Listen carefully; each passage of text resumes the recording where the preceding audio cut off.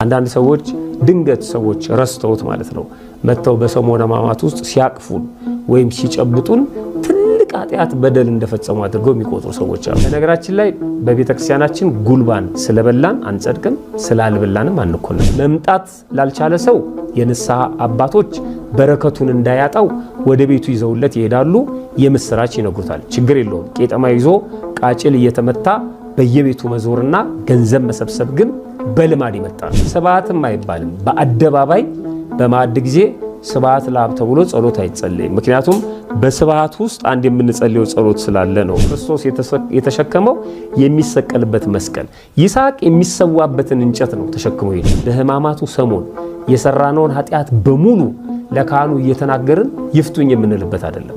ንስሐ ሳይገባ በወይራ ቅጠል ብቻ ዓርብ ዕለት ብቻ መጥቶ ማለት ነው የሚሰረይ ወይም ጀርባውን ቸብ ስለተደረገ የሚፋቃ ኃጢአት በቤተክርስቲያናችን አስተምሮ የለም። ይስሐቅ የጌታችን የመድኃኒታችን የኢየሱስ ክርስቶስ ምሳሌ ነው። ለዛ ቅጽበት ማለት ነው። ሁለት አይነት የአክፍሎት ስርዓቶች ወይም ቀኖች እንዳሉ ማስቀመጥ ወዳለሁ። ይህንን የጀመሩት ሴቶቹ ናቸው። ቄጤማ ግን በፍጹም መነገጃ መሆን የለበትም። ከቅርብ ጊዜ በኋላ በልማድ አስፋልቱን የሞሉ የጠመጠሙ ሰዎች ከበሮና ቄጤማ ይዘው በየቡና ቤቱ፣ በየግሮሰሪው፣ በየጠጅ ቤቱ የሚገኙ ሰዎች ማየት ጀምረናል። ይሄ አጉል ልማዶች ይኖራሉ። ዓርብ ዕለት ፍራሽ ይዞ መምጣት፣ ስሊፒንግ ባግ ይዞ መምጣት፣ የምንተኛበት ነገር ይዞ መምጣት፣ ቀዝቃዛ ውሃ ይዞ መምጣት በፍጹም ይሄ ክልክል።